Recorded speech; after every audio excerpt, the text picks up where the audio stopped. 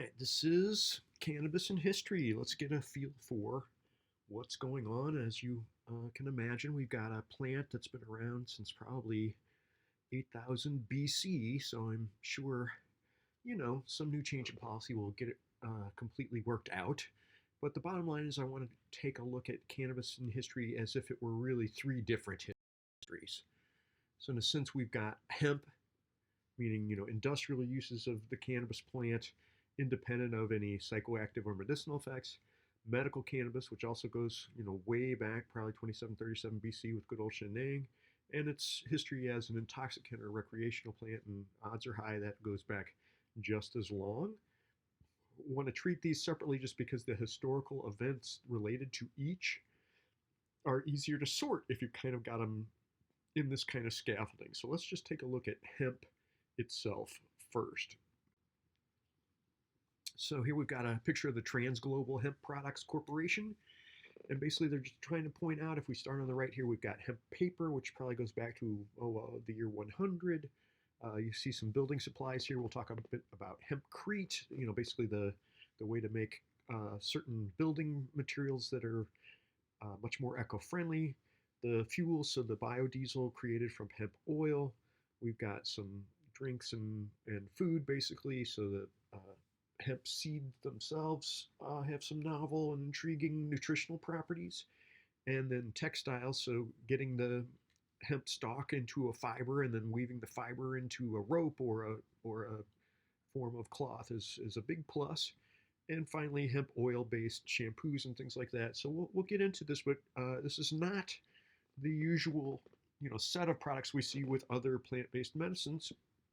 Obviously, there aren't a lot of mushroom textiles, for example, and so I feel like that's a real novelty.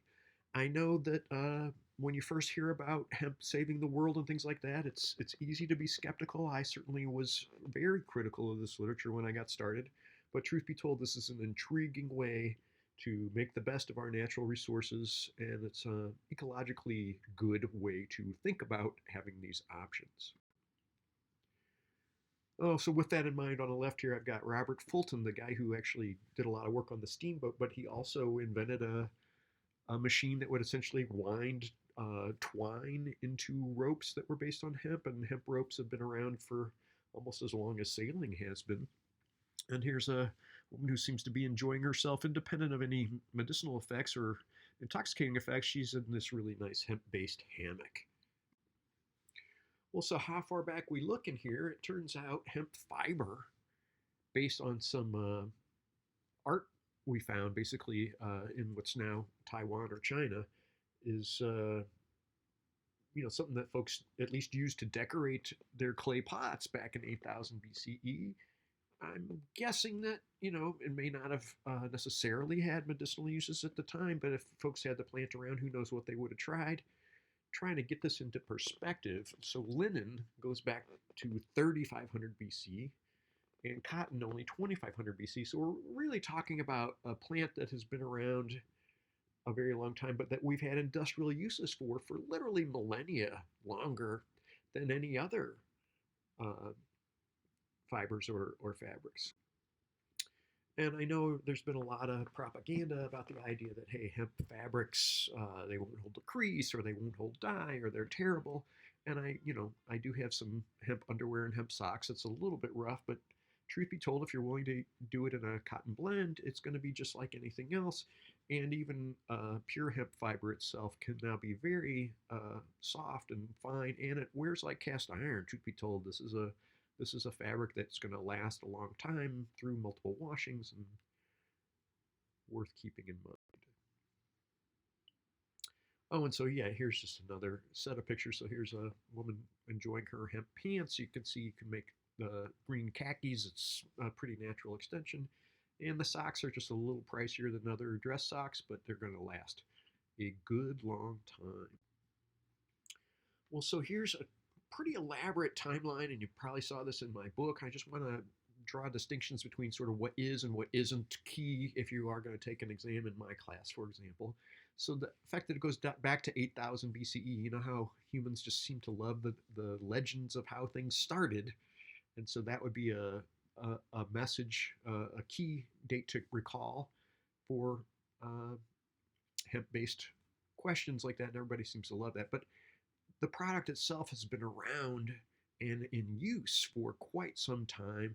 It looks like if it did travel from that China, Taiwan area, gradually moved both east and west, with definitely evidence that what is now Russia had some hemp-based twine and rope by 600 BC, certainly reached what is now Germany by 500, and then 450 BCE, so that's Herodotus. So I just want to emphasize it.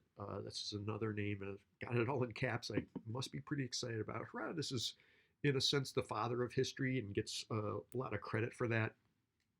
I mean, ancient Greece, what passed for history was often a lot of folk tales. I got to admit, when you're reading his work, he says things like, "Oh, and this is true because I heard it from two guys in a bar." So it's the distinction between fiction and history that unfortunately we're still struggling with in the day of docudramas. By 200 BC, we definitely have hemp rope in Greece, and 100 BCE in China, they really did master making hemp part of the process for making paper.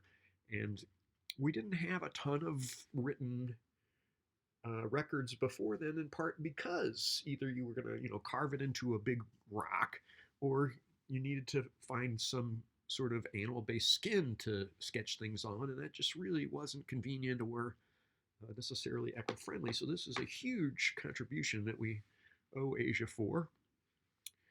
By turning around to the more modern times, we definitely have an appreciation for this as a fabric. So one of the French queens was buried in this nice purple dyed hemp fabric.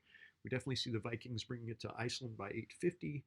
By 900, so full millennium later, but the Arabs have gotten the paper formula and really seem to run with it. So the Middle East is now making good uses of paper for all kinds of reasons.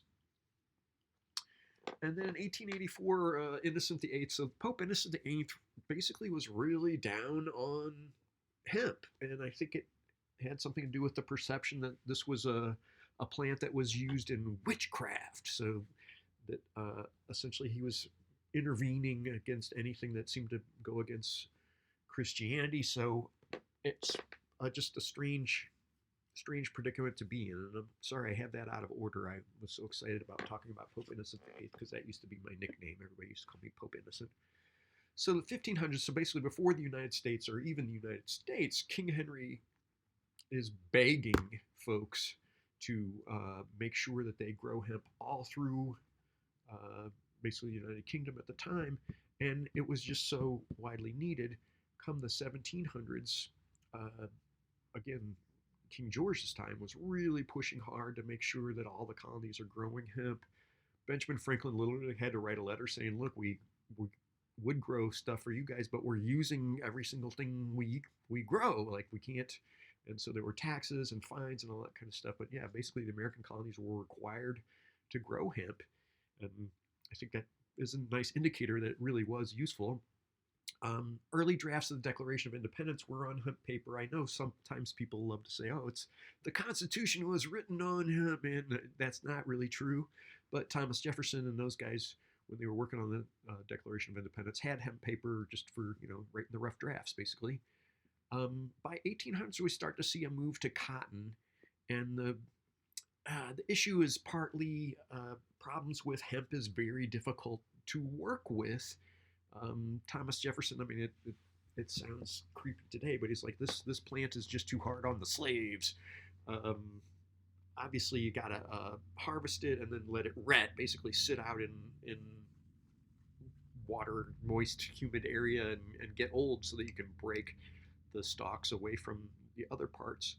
But even in the 1840s, we've got evidence that President Lincoln used hemp oil for his lamps. This is clearly a useful thing. And in modern times, it's still very useful, in part because we've got new technologies that can take advantage of it. As plants go, it does not require a lot of pesticides or fertilizer. It grows like a weed because it is a weed. And we could be making better use of it, but as you can imagine, it got all convoluted with prohibition.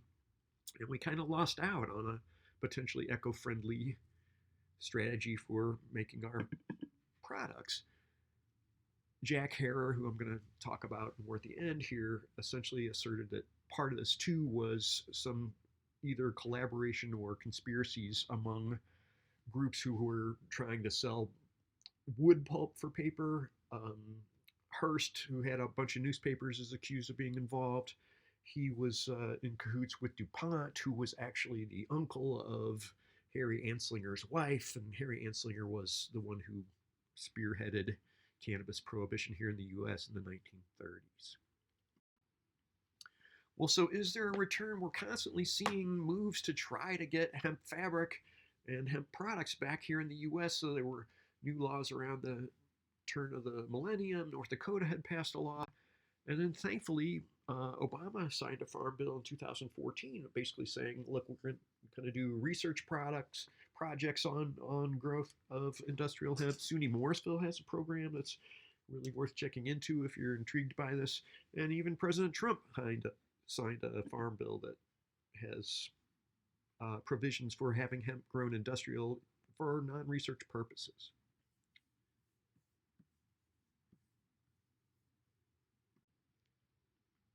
With that in mind, too, I want to emphasize the benefits of hempcrete. So this is literally a series of brick-like products that can be used for building. They're not necessarily as strong as concrete, and may not be something for a load-bearing wall, but they're amazing as far as just having good insulation, incredibly inexpensive, markedly lighter.